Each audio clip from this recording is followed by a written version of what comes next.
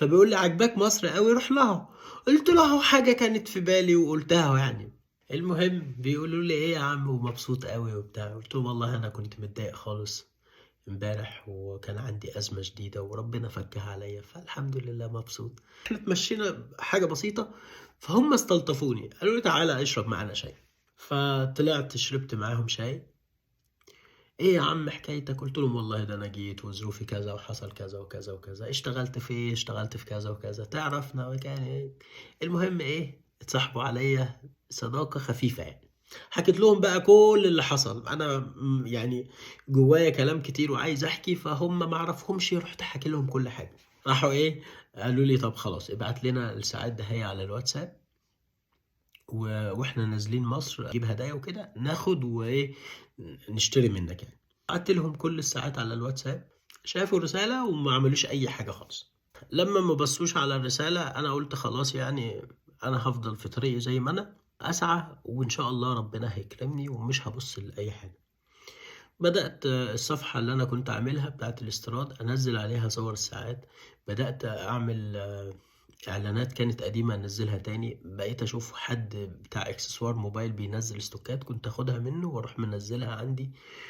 وبالليل كنت ايه افضل اعمل ده اليوم كله. وبالليل اعدي على صاحبي الصيني افرش بالساعات. حد اشترى خير وبركة محدش اشترى ارجع على البيت اشغل قرآن وانام.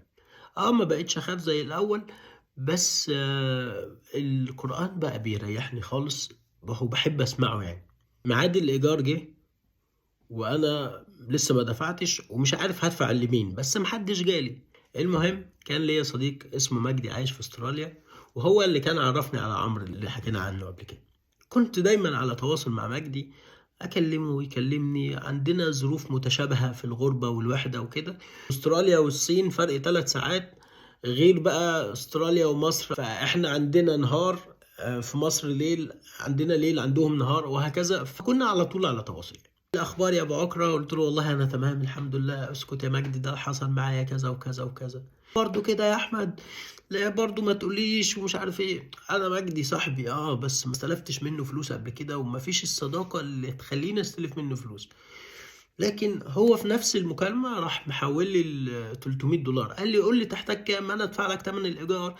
انا وانت ركز وخد بالك من حالك ومش عارف ايه وبتاع. قلت له انا والله بحكي لك من باب الدردشه بفضفض بس مش عايز اي حاجه. قال لي والله لا ادفع لك الفلوس. وفي نفس المكالمه راح محول لي 300 دولار. كان الفلوس على تمن الايجار بالظبط.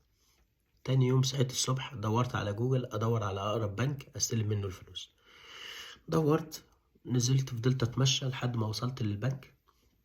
لو سمحت انا ليا حواله بكذا وكذا. قالوا لي انت عندك حساب؟ قلت لهم لا. قالوا لي طب انت عشان تستلم الفلوس ده هي لازم يكون عندك حساب. طب خلاص طب الحساب ده يكلف كام؟ قالوا لي الحساب مجاني. قلت لهم خلاص اعملوا لي حساب. عملوا لي الحساب واستلمت الفلوس وسحبتها من المكنة في نفس اللحظة. حطيت الفلوس في جيبي قلت اللهم لك الحمد كده انا معايا الايجار. طلعت بتمشى شوية. كان في محل بتاع شاورما كده عربي وحاطط كراسي بره. فانا لسه بعدي الشارع لقيت مين؟ لقيت الناس اللي اتعرفت عليهم من كام يوم. ايه ده هو انت بتعمل ايه هنا؟ قلت لهم والله انا كنت في البنك بسحب فلوس. طيب يا ابني وفينك غطست ليه؟ قلت لهم والله انا بحكي لكم ظروفي من باب ان انا بفضفض يعني.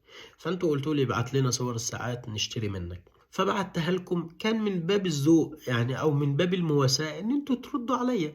لكن انتوا طنشتوني ما ردتوش خالص. المهم يا عم ما تزعلش وكان يومين وانا اترضيت في نفس اللحظة يعني. واحد منهم قال لي ده انا مصدع وعايز اشرب شاي. عندك شاي؟ قلت له عندي شاي. قال لي طب خلاص هنروح معاك نشرب شاي. انا محرج ان انا يعني ادخلهم بيتي عشان كان على قد حال خالص. بس ايه قلت يجوا بالمرة ايه وسط الكلام وافرجهم على الساعات. المهم جم عملت لهم شاي. اتفرجوا على الساعات. اشتروا ب150 160 رمين حاجة كده يعني. بس قلت مش مشكلة اهي ايه يتحرك الدنيا احسن ما من بلاش. تاني يوم بعتولي قالوا لي احنا عايزينك تيجي معانا مشوار. فانا قلت اوبا ده ان شاء الله سبوبة حلو. قالوا لي انت فين يا احمد؟ قلت لهم ده انا في البيت. قالوا لي عدى علينا على الفندق. عديت عليهم على الفندق راح خدوني على سوق بتاع ملابس. هم بيتسوقوا، يعني هم اشتروا بضاعتهم وكل حاجة بس بيتسوقوا واخدين أنا معاهم كده. فأنا بصراحة يعني أحبطت. طب انتوا عايزيني في حاجة؟ خليك خليك. المهم واحنا في السوق دوت جالهم اتصال، فقالوا لي تعالى معانا. فرحت معاهم، ركبوا عربية، العربية طلعت على مصنع بتاع قماش. المصنع مثلا حوالي تلت ساعة أو نص ساعة يعني عن البلد، فأنا مش ورايا حاجة، رحت رايح معاهم. أول ما رحت الست صاحبة المصنع ادت كل واحد كارت، واديتني أنا الكارت بتاعها.